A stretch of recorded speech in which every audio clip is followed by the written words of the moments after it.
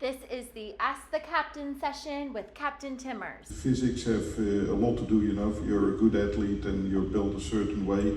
Well, I figured out that if you're a sailor, you need stability, right? So my feet, when I stand up, my feet go that way. So my feet are no good for running, bicycling, skating, skiing, anything that has to do with going straight, but yeah, it's pretty good for stability. So there you go. Thank you very much. I always say to Captain, you know, if he still wants to think of a career change, he's always welcome in entertainment, and I think you understand why. So. Yes, go ahead over there, sir. Yes, good morning, Captain. Yes, good morning, Captain. We've met a lot of your senior staff that have been on board since the beginning of this particular ship. Could you share with us what it's like to bring a ship like this to life? Yeah, I could, but how much time do you have?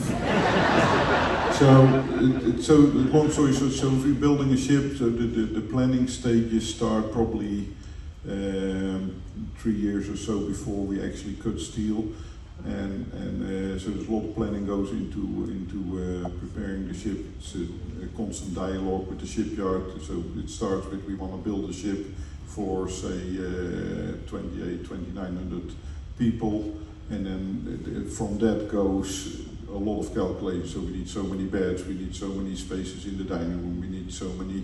So there's a lot of specs that go into developing the ship, and then when we finally get to the stage where we have a finished plan, everybody agrees on, we start cutting steel, we run the cables, etc., etc.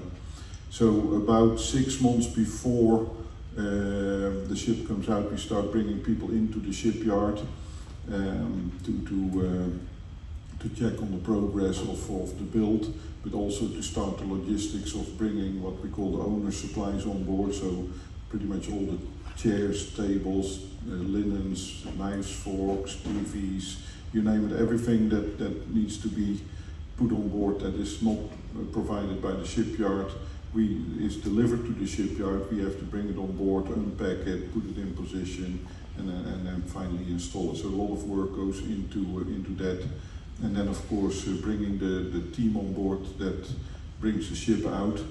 So this ship was built during COVID, so we were in the shipyard in Fincantieri in Venice with only about 200 people. So normally there'd be 1,000 people to do all this, to lug mattresses, to unpack everything, to deal with the garbage that comes with that. All of that would be done by about 1,000 people, and we had only 200 people to do all that.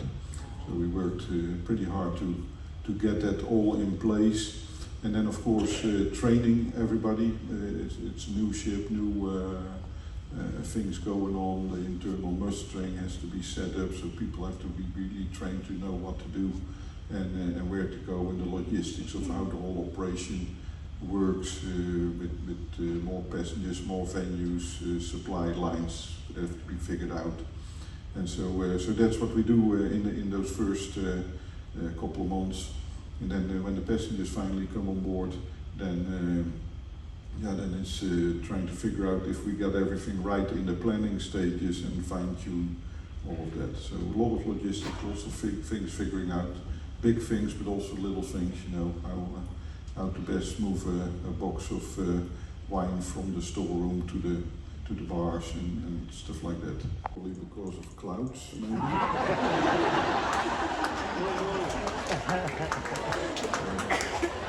What kind of stars? You mean in the sky? Okay, if you're lucky the cloud clears and then it's okay. You know, Caribbean, there's actually quite a bit of cloud cover, so that it's usually 30-40% cloud cover. But the stars are there, I promise you. And otherwise, I would love to share one of my favorite quotes by Captain. He has many. Same with the Northern Lights, right? Sometimes people want to see the Northern Lights when we're in Norway, and you never know what it looks like. So if it's not there, Captain usually says, the more cocktails you drink, the more Northern Lights, or the more stars you'll see. So there you go. And also give that a try. All the way up over there. Good morning, Captain. I have a couple of questions. First one is, what is the passenger capacity of the ship, and how many passengers are on this cruise? So we counted a little bit. Yeah, that's a good question. I see you. So the what we call the lower bed capacity is 2666 on this ship, and the max capacity with every bed, sofa bed, Pullman bed filled is 3170. So if we do that, then it's really full. Max that we've had is so far about 2,900 people. So with the holidays, we get quite a few kids on board and 3 and 4 people in the cabin. And as a follow-up, just planning the future, are there any new ships on the horizon? Yeah, so always a good question. One of the things that is happening now in the shipbuilding is that all the yards are full. So till about 2028, there's actually no space to build a new ship. But that doesn't mean that we're not making plans. So a couple of things that are happening on that front is the energy transition. Everybody wants to go net carbon zero. You know, we want to make the ship as environmentally friendly as possible. And so there's a lot of stuff going on technically for developing new technologies to either burn hydrogen, ammonia, and different other things to make the ship more fuel efficient and drive that carbon use down. That's all being developed. So while that technology goes, so we're actually not unhappy that we are not quite there yet, because that gives more chance for that technology to develop. The critical date in that is 2030. Your typical cruise ship goes about 20 years, 20 plus years. So by 2050 we hope to be somewhere close to net carbon zero. So that means that the ship that is built in 2030 has to have at least some or a lot of that technology in place. So the next 4 or 5 years will be very critical in developing the technical stuff that goes with, which then brings us back to 2028. We're getting into that window. So hopefully they'll announce something soon. But I know everybody's excited about that part of the future. The cruise that I've taken in the past has had live classical music, not this one. Do you expect we'll get classical music again live? I'm still practicing. But it was deemed my quality of playing was not good enough yet. So no, we are changing the program. So we have still there's 1 or 2 Lincoln Center companies that are traveling around the ships, but they're revamping that program. So there is something coming, but how that will exactly look, I'm not quite sure. So we had a contract with Lincoln Center to provide these musicians, and so they're reworking that. So what that future will. And in the meantime, I will keep practicing. Someday it might come to fruition. Yesterday I was dancing with the locals, and I'm sure my wife can attest to this. My dancing skills are akin to my musical talent. So no rhythm, no feeling for tone, etc. So yesterday was not a good day. There is video, apparently.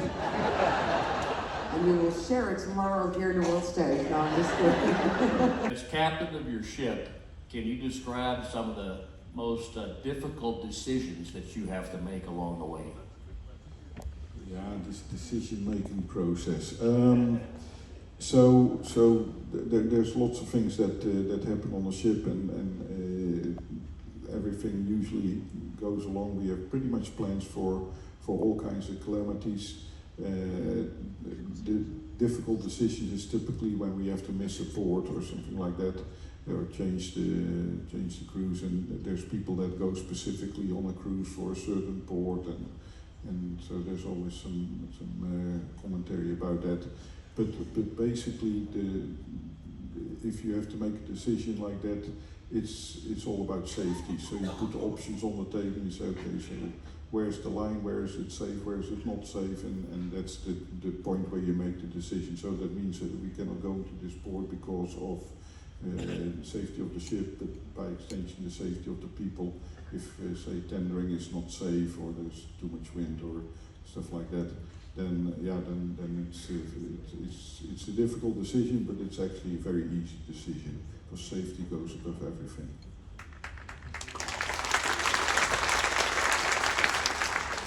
Neil, over to you. We have a question. Oh, do we have Jeremy? Oh, Jeremy goes first. There you go. Okay, yesterday as we were leaving, we kind of enjoyed extra entertainment videoing the latecomers running in.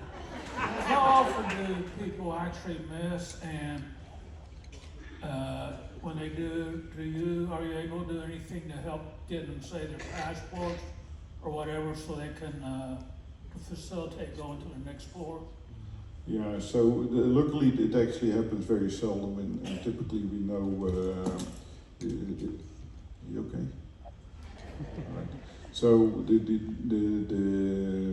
is one of the reasons why, for instance, we try to collect your phone number and stuff like that. That's how we knew they were a block away, because we could phone them. But and typically it's not the people's fault. They either there's no taxi, or they got in an accident, or they got arrested, or they, but typically there's something happened. A couple of years ago, people were stuck in Cozumel on the other side. They missed the ferry, so then you're like, well, tough. Tough for them.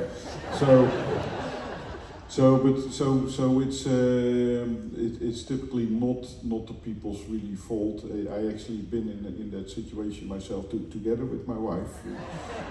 Years ago we were in Seattle, and we were enjoying Pike Market, and we couldn't find a taxi back to the ship. So through no fault of our own, we were on the verge of sailing behind. And were you captain at the time, or? I was fourth officer at the okay. time. So really nobody there, and so I was lucky that one of my colleagues, engineer, he stopped and picked us up, and so otherwise I would have missed the ship for sure. And so that's why I got a tender spot in my heart for the engineers. But they,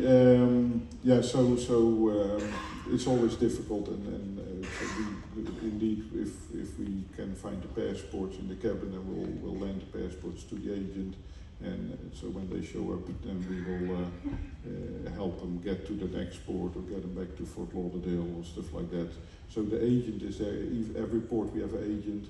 And so the next step in the process of locating these people is check with the taxi companies, check with the hospital, check with the police, see if anybody's got into trouble somehow, some way, and then we'll figure out where they are.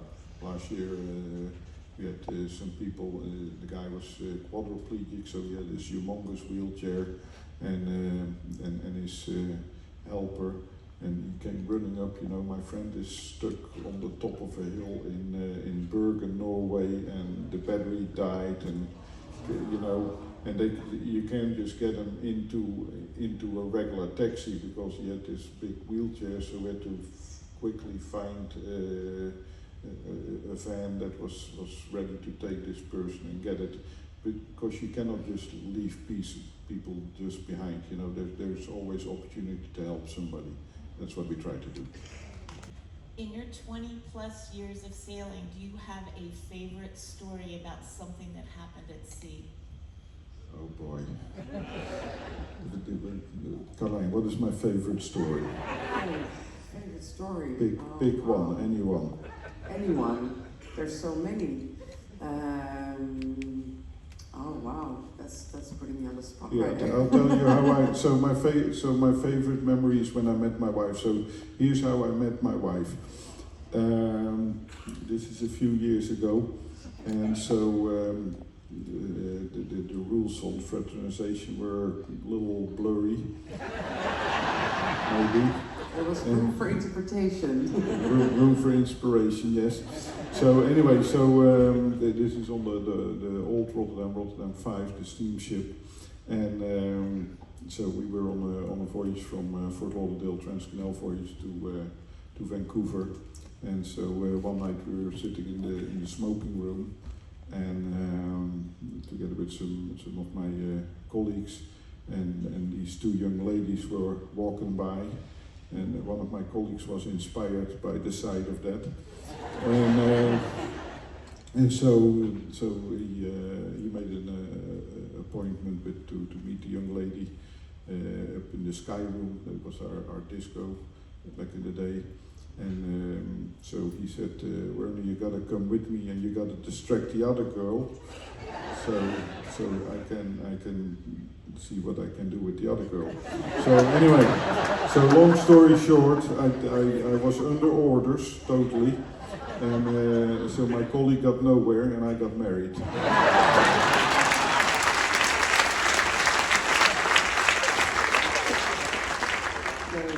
Every time an amazing story to hear.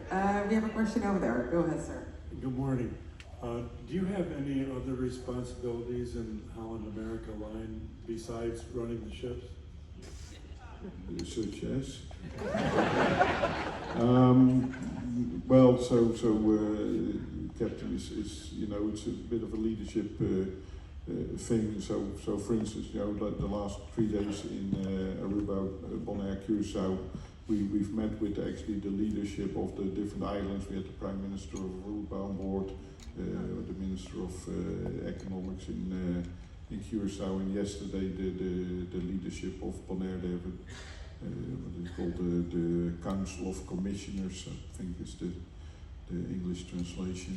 But anyway, so we represent the ship and do some negotiations and see what we can do to further our collaboration between the islands, and it's about, so for instance, one of the things that's going on the islands, it's very dry, and we're discussing if for instance the ship can deliver water to the islands rather than we take water from the islands. So that's something going on, because if we do that and say 5-6 ships do that a week, they don't have to build a new desalination plant and stuff like that. So there's some stuff that goes on behind the scenes that we're always working on, and yeah, as the captain of the ship, then I'm a little bit representative of the company as well, and report back and community outreach, that sort of thing.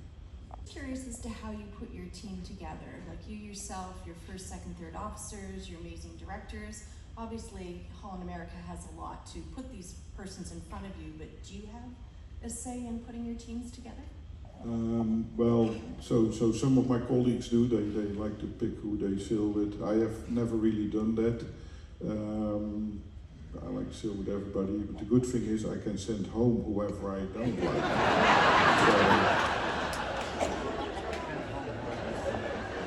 Good to know. All right, moving on to the next question. Any interaction with Carnival or Princess, or is it just completely separate? In the past, there was quite distinct separation, but actually since COVID, we've done a lot of things together, and so it's stuff like procurement of supplies. A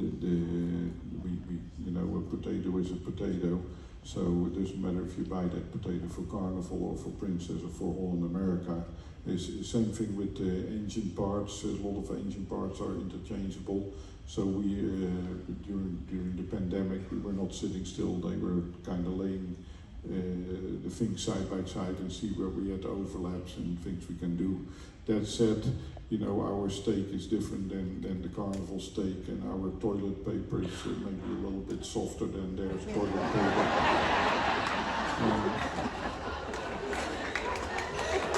I don't know.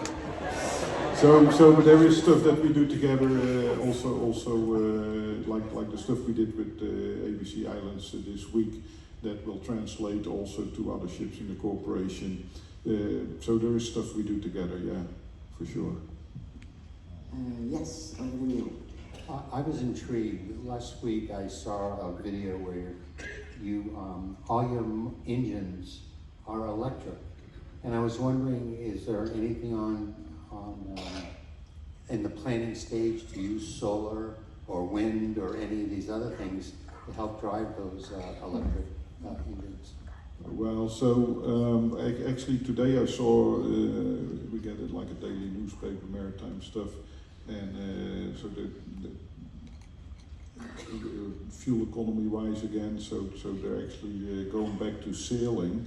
There's a sailing cargo ship that they just brought out, so there is a move in that direction. For ships like this, solar and wind is actually, there's not enough wind to propel the ship or put a windmill on the top or something like that.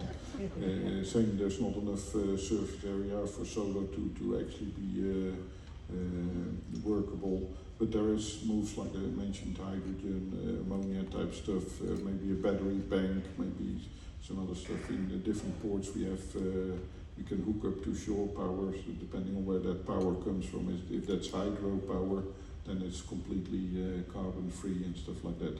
So yeah, we're looking at all those options to make the ship more fuel economy wise. So just if you think about that, so people always ask, you know, what do we burn? So this ship burns about 0.3 metric tons per mile, and I know that doesn't mean anything to any of you, but that's very good. And that translates to a per passenger burn of about 33 miles per gallon. So if you would drive your car around the islands, if they build bridges everywhere, I bet you couldn't make 33 miles per gallon with your car. Yeah, so we're actually on par with land vehicles. So unless you get on your bicycle, it's very hard to beat us in that respect. So yeah, and we're not at the bottom. We are still improving our performance in that regard. Do you have an actual 911 center on board? Do we have the what? 911 center on board? Oh, for emergency? Oh yeah, of course. Yeah, if you dial 911, you get basically the operator, but they pick up the phone right away. They call and they direct directly to whoever you need, either the medical or typically somebody calls 911 is for medical. So yeah, they direct it to wherever that's needed.